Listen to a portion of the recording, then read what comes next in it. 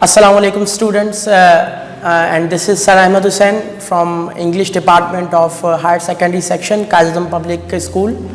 So as you all know that the online classes have been launched everywhere due to this ongoing COVID-19 pandemic.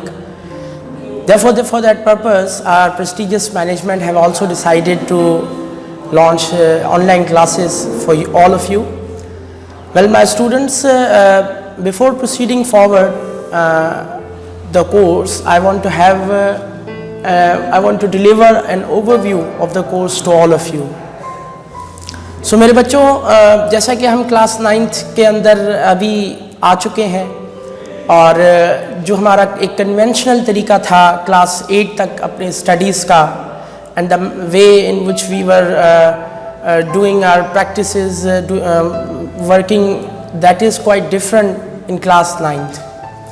Class 9th के अंदर हमने board examinations को में appear होना होता है और उसके अलावा जो है क्लास 8 या उससे पहले की जितनी हमारी क्लासेस होती हैं उसके अंदर हम अपने ही स्कूल्स के अंदर एनुअल एग्जामिनेशन जो है अपीयर कर रहे होते हैं. But at the same time, now in class 9th, there is a little difference in that, particularly with respect to your arguments, with respect to your writing skills, with respect to your deliverance. तो ये तमाम चीज़ें जो हैं, all these things are the part of these examinations, which should be nourished during this year. तो हमने न सिर्फ अपने कोर्स को स्टडी करना है बेटे, बल्कि साथ साथ अपने इन तमाम चीज़ों को भी बिट बाय बिट जो है बेहतर बनाना है, ताकि हम जिस कन्वेंशनल तरीके से अपनी 8 क्लास तक जो है हमने स्टडीज़ की हैं उससे कुछ मुख्तलिफ़ तरीके से हम अपने क्लास 9th के कोर्स को जो है कवर कर सकें. So as I am English teacher and I'll teach you the subject of English throughout class 9th. So जैसा कि मैं आपसे पहले भी कह चुका कि हम पहले अपने कोर्स का ओवरव्यू लेंगे, and the overview of the course के अंदर 2 चीज़ें ज़हन नशीन करनी है आप लोगों ने बेटे.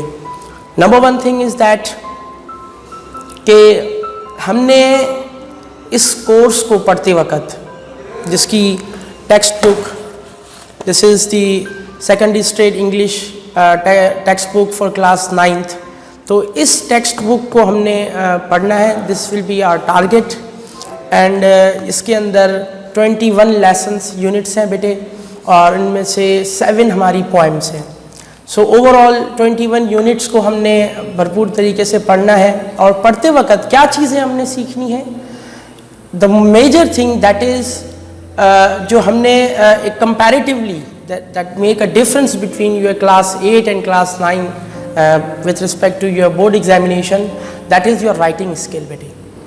You should have to nourish your writing skills as well as your comprehension skills. चीज़ों को समझना होगा बेटे. While reading the lesson, we must comprehend it. We have to make an active reading of that. Also, while giving the answers that are asked, or while solving the exercises that are related with each lesson at the end of the unit, तो हमने उनको एक creativity base पे comprehension सही तरह से comprehend करके और अच्छे तरीके से इनको समझना है और उनको आंसर देना है. एक चीज़ ये, और साथ ही साथ अपनी रीडिंग स्किल्स भी बेहतर बनानी है. सो सेकेंड थिंग जो थी वो हमारा annual examination. How are annual examinations conducted every year, and how is assessment taken, what are the prerequisites, and what are the criteria required for attempting any examination. Once again I want to tell you bete कि this is not your conventional annual examination at school. You will be attempting your annual examination, you will be appearing in your board examination at concerned board centers. There are 3 hours as usual. जैसे कि आपके पास 3 घंटे school के examination में भी होते हैं जो आप फाइनल पेपर दे रहे होते हैं, सिमिलरली यहाँ पे भी 3 घंटे होंगे. But there is the difference of paper. Paper format. उस फॉर्मेट को आपने अपने जहन में रखना है कि भाई व्हाट आर द डिफरेंसेस, कितने क्वेश्चंस आते हैं, उन क्वेश्चंस को हमने कैसे डील करना है विद इन 3 आवर्स। बिकॉज जिस तरह से आप अपने पिछले पेपर्स दे रहे होते हैं, definitely there are certain number of questions in these papers, but this is quite a different story for you this time. So that's why I am going to discuss the paper format, ताकि आपको एक rough idea हो जाए, एक जो है thoroughly एक थोड़ा सा आपको ओवरव्यू हो जाए कि हमने ये जो चैप्टर्स पढ़ने हैं, ये जो यूनिट्स या पॉइंट्स जो हमारे टेक्स्ट बुक के अंदर हैं, इनके क्वेश्चंस को किस तरह से प्रिपेयर करना है। सिमिलरली इसके साथ जो ग्रामर की चीज़ें हैं, वो ग्रामर की चीज़ें कैसे आएंगी, उनको कैसे हमने अटैम्प्ट करना है, ये तमाम चीज़ें बेटे this will be the part of your course. So let's start with the section A.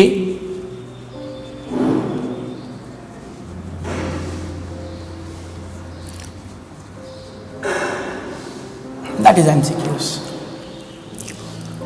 Section A, section A के अंदर जनरली जो आपसे आस्क की जाती हैं बेटे 15 MCQs, 1 to 15 MCQs. Almost 15 MCQs are asked in the first section of English class 9th annual examination. So in these MCQs what is asked? And generally होता ये है कि आपसे जो MCQs पूछे जाते हैं उसके अंदर ज़्यादातर हिस्सा जो है वो ग्रामर का होता है। Means mostly the question are asked from your articles, uses of preposition, tenses and uses of tenses as well, superlative degrees, comparisons, may be antonyms, synonyms sometime, and sometimes the question is also some sort of MCQs are also asked from your textbook as well. आपसे किसी author का नाम पूछ लिया, किसी poet का नाम पूछ लिया कि this poem is written by ABC poet. So in this way you should go through the whole book, but at the same time you should have to study all the grammar aspects that will be the part of your section A assessment. इस assessment यानी जो हमारा पहला section A होगा जिसके अंदर MCQs पूछे जाते हैं, उनके अंदर ये कहा जाएगा कि 1 से लेके।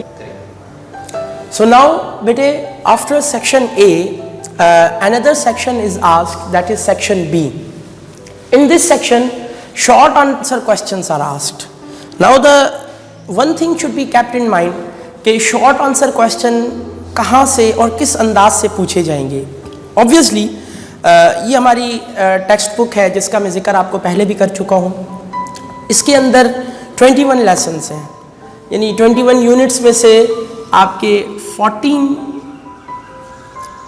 तो आपके लेसन्स हैं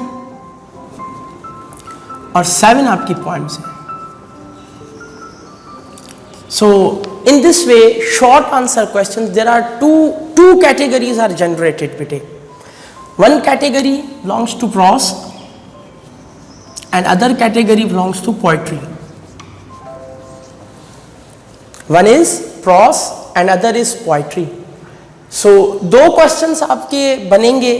एक क्वेश्चन आएगा कि जिसमें आपसे इन लेसन से रिलेटेड 4 या 5 क्वेश्चंस दिए जाएंगे और उन 4-5 में से आपको एक की चॉइस होगी और आपने उनमें से 3 या 4 क्वेश्चंस को अटेम्प्ट करना होगा जो आपके इन लेसन्स का हिस्सा होगा। और सेकंड जो है वो भी इसी तरह से एक और क्वेश्चन 2 बन के आएगा कि answer the following questions any 3 या एनी 2, तो उस हिसाब से फिर आपकी उसमें भी चॉइस होगी और आपने इन पॉइंट्स से रिलेटेड जो क्वेश्चन होंगे उनको आपने अटेम्प्ट करना होगा। सो इट मीन्स ये कहा जाए कि this will B comprehension from seen passage, unseen passage.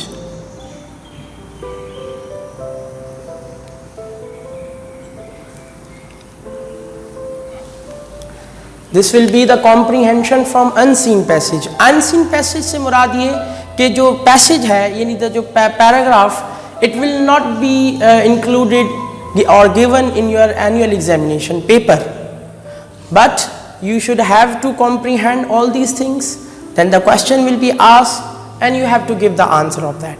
Clear? So moreover, एक और क्वेश्चन जो इससे जनरेट होगा once again वो होगा ब्लैंक्स का. Blanks, a very usual thing for you, and you are also habitual of doing such sort of exercises in your previous classes as well. आप लोगों ने अपनी ब्लैंक्स के जो है करते आए होंगे यकीनन. तो इसी तरह से ये सिलसिला भी हमारे यहाँ इस मरतबा इस जो है पेपर के अंदर होगा. And the blanks generally will be asked from your lessons, from your poems, from your sometimes the names of authors are asked, sometimes the names of poets are asked, and sometimes major terminologies are also used, and these are vacant places are also asked in such sort of question. तो लिहाजा blanks होंगे. blanks के बाद आपसे जो है idioms का question होगा, और idioms या phrases बाज़ों का अक्सर दिए जाते हैं, and you should not get worried about that the topic of phrases, because at the end of each lesson mostly there are phrases mentioned in the textbook. At the end of each lesson you should enlist all these phrases at one portion of your register, and later on हम उनको याद भी करेंगे अच्छे तरीके से, और फिर साथ ही साथ फिर हम उनकी राइटिंग प्रैक्टिस करेंगे. We should use these phrases in the sentences. इससे और आपके जो है फ्रेजेस के ऊपर ग्रिप बढ़ जाएगी. And also when ever it is required, जब भी van ever it would be possible, हम इनकी कॉन्वर्जेशन के अंदर भी इस्तेमाल को यकीनी बनाएंगे इंशाल्लाह. सो इन दिस वे बेटे the section B is generally asked these 4 questions generally, and including there is another one question that is about reference to context.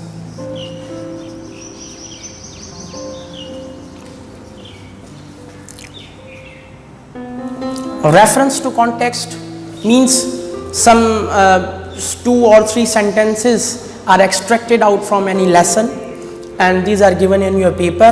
आपने बताना होगा कि ये किस लेसन से ली गई हैं. उस लेसन के बारे में फिर आपसे चंद 1-2 सवाल किए जाएंगे.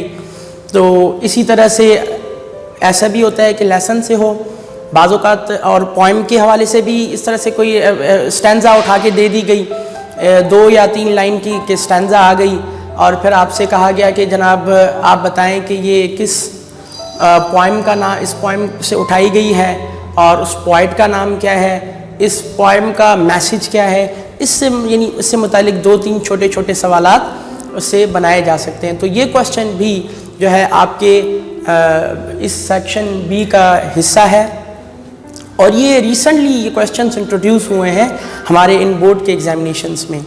तो इससे आप अंदाज़ा लगा सकते हैं बेटे कि हमारे लिए बुक रीडिंग कितनी इम्पॉर्टेंट है. You can not just rely on the lecture बेटे. We are here to give you the complete information, complete details or discussions about the lesson, but it is also mandatory on you कि you should read the lesson by yourself as well. Her lesson को आपने ज़रूर ख़ुद से पढ़ना है, और उसके अलावा उसकी जो भी आपसे पीछे comprehensions हैं, जो भी exercises हैं, उनको तो लाजमी हम solve करेंगे इंशाल्लाह. But the book reading is the most important part of your course, of your syllabus बेटे. Book reading हमने anyhow करनी है, because you can observe from these sort of exercises कि हमारी जो reference to context है, reference to context से भी आप अंदाज़ा लगा सकते हैं. unseen passages से जो है comprehension, prose और poetry से जब आ रही है, तो in this way कि you can observe कि भाई किस तरह से जो है book reading हमारी importance रखती है. So now my boys, after section B, this is section C. Generally section C के अंदर जो questions होते हैं वो तो कहा जाता है कि detailed answer questions. So detailed answer questions can be considered कि भाई आपको डिटेल में आंसर्स देने होते हैं. यानी जैसे मैंने आपको पहले बताया कि in section B there were short answer questions, यानी हमारी जो कॉम्प्रिहेंशन होती है जो है अनसीन पैसेज की, उसमें भी हमने आंसर्स देने होते हैं not more than 3 to 4 sentences. But here in this section C, we are asked to write detailed answers. So therefore, detailed answers हमने देने होते हैं, और जो हमारा इसके पीछे टॉपिक होता है या जो हमारा कंटेंट होता है वो क्या होता है, वो जनरली कॉम्पोजिशन होती है। क्या होती है? कॉम्पोजिशन होती है। कॉम्पोजिशन में क्या है कि हमने जनरली देखना होता है कि हमने अपने आप से खुद से लिखने की सलाहियत को डेवलप करना होगा। बिकॉज सबसे पहले जो इसमें पूछा जाएगा दैट इज essay writing.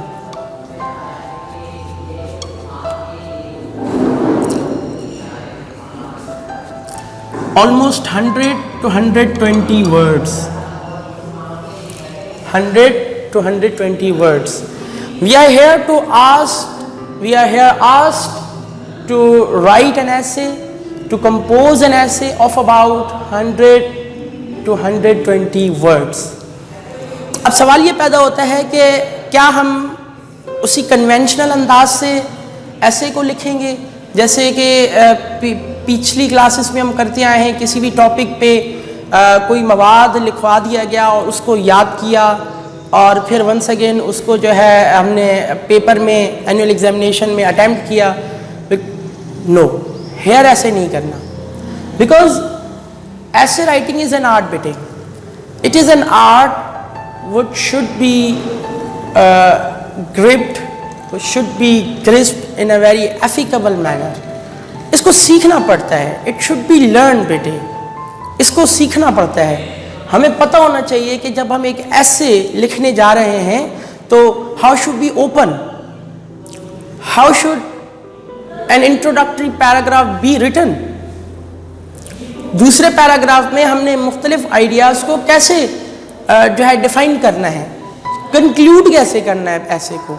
तो ये चीज़ है इंशाल्लाह वो हम I will teach you in my subsequent classes, कि आपको मैं पढ़ाऊँगा इंशाल्लाह कि आप ओपन कैसे करेंगे, फिर आपके आइडियाज़ को कैसे एक्सपेंड करना है, फिर कंक्लूड आखिर में किस तरह से ऐसे को करना है। तो ऑब्वियसली इतना बड़ा ऐसे भी नहीं है, it is almost about 100 to 120 words.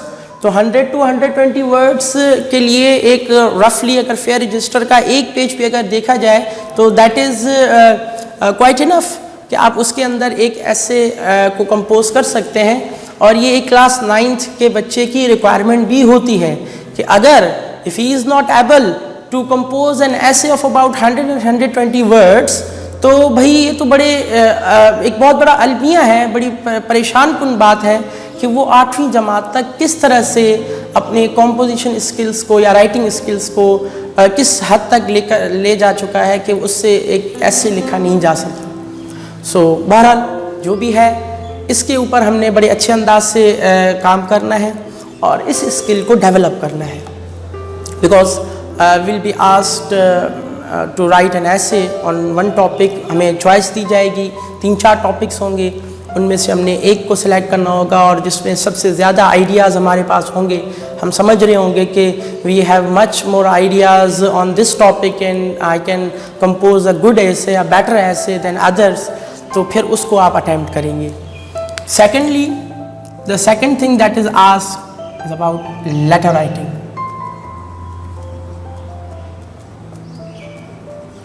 This is yet another topic बेटे, it is once again an art. Letter writing is an art बेटे। किसी भी लेटर को लिख के याद कर देना, this is not the objective बेटे। इस तरह से सिर्फ हम चीज़ों को याद ही करते रहेंगे। हमें अपने अंदर ये सलाहियत डेवलप करनी है कि हम काबिल हों एक लेटर लिखने की। We should know how to write a formal letter. We must know what is the difference between the formal and informal letter. किसी एग्जीक्यूटिव हेड को लेटर लिखा जा रहा है, किसी तो जो है उसका फॉर्मेट क्या होना चाहिए, उसका मैनर वे क्या होना चाहिए, हमारी वर्डिंग किस तरह से उसके अंदर होनी चाहिए, हमें कहाँ से स्टार्ट करना है, कैसे स्टार्ट करना है, कैसे क्लोज करना है, ये सारी चीज़ें हमें पता होनी चाहिए। इसी तरह से हम एक दोस्त को, फैमिली मेम्बर को, किसी रिश्तेदार को लेटर लिख रहे हैं तो उसको लिखने का फॉर्मेट क्या होना चाहिए, and what is the style of composing a letter. तो इस तरह से फॉर्मल और इनफॉर्मल लेटर की ब्रॉड कैटेगरीज हमने समझनी है, हम इंशाल्लाह अपनी क्लासेस में समझेंगे। फिर letter on we should make regular practice of writing different specimen, different letters on different matters. तो इसी तरह से इसकी प्रैक्टिस जब बेहतर हो जाएगी तो you will be able to get good marks in your examination, because these things generally are required by the assessors. These are the requirements of our checkers. वो हमसे रिक्वायर करते हैं कि हमारे लेटर्स के अंदर जब हम उनको लेटर लिख के दें एनुअल एग्जामिनेशन में, वो चीज़ें रिक्वायर करते हैं कि इस फॉर्मेट पे अगर लेटर उनको मिलेगा लिखा हुआ, they will give us maximum marks. So इसके बाद वंस अगेन हमारे पास तीसरा टॉपिक है comprehension. As I mention earlier बेटे कि कॉम्प्रीहेंशन जैसे हमने सेक्शन बी के अंदर बात की थी, in section B the comprehension was from unseen passages, but here it will be from seen passage.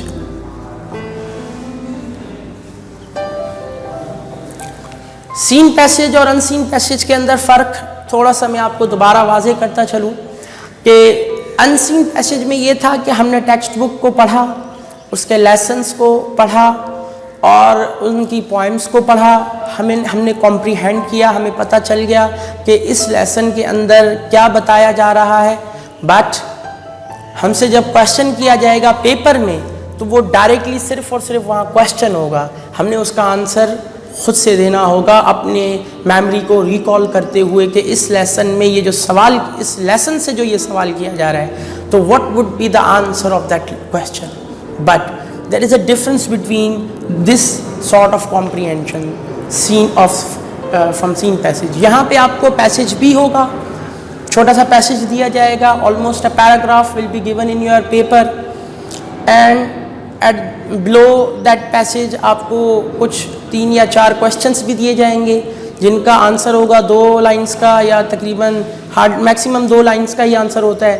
तो 2 लाइंस का तकरीबन आपको उनके आंसर्स भी देने होंगे। तो यानी यहाँ पे पैसेज भी है, क्वेश्चन भी है, उसके जवाबात भी आपने देने हैं। So this is the comprehension from seen passage.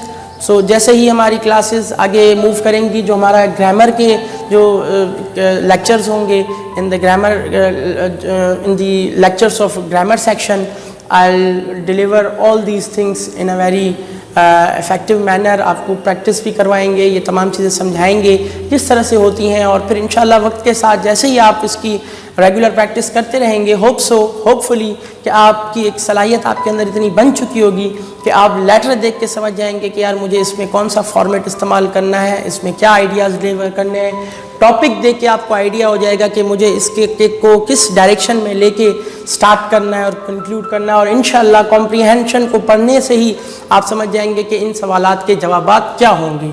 तो बस ये है कि इसके लिए कंसिस्टेंसी रिक्वायर्ड है, और कंसिस्टेंट आपने रहना है, और कंसिस्टेंसी के साथ साथ जो है अपने चीज़ों को समझते रहना है।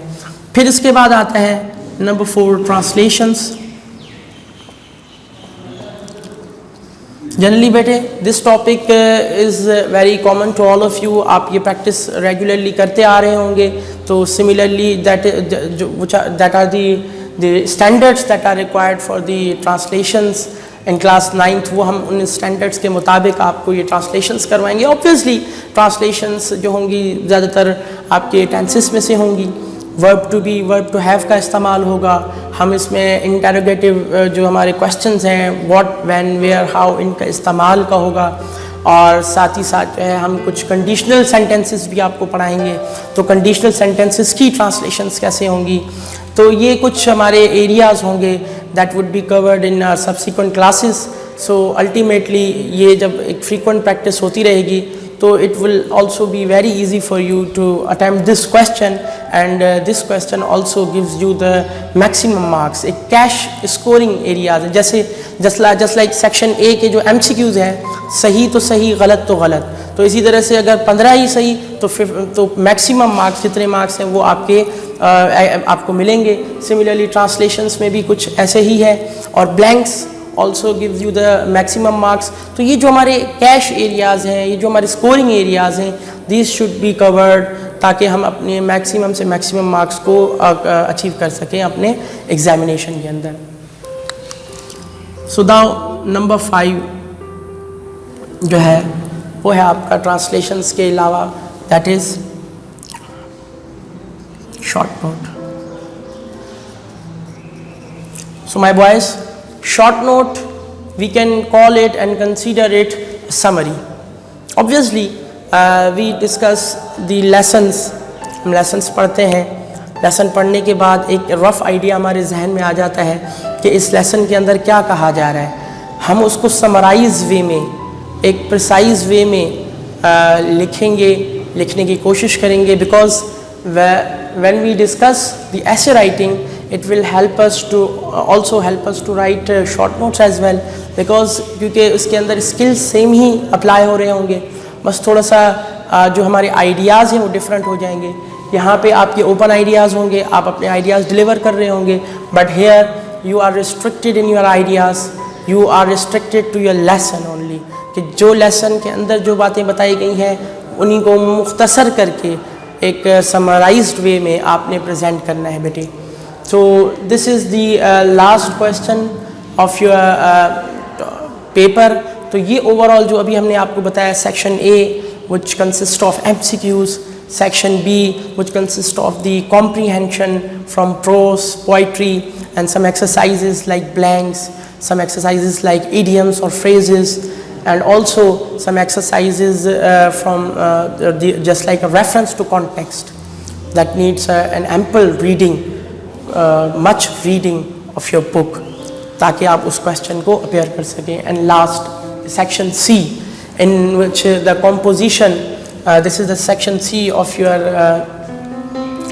the last section of your annual examination, in which these 4 to 5 major questions are asked, and we should make regular practice on these topics, ताकि हमारी जो है ना इन टॉपिक्स की भी के ऊपर वर्क होता चले, क्योंकि हमने ना सिर्फ अपने टेक्स्ट बुक को कवर करना है, but also we have to cover the grammar areas as well.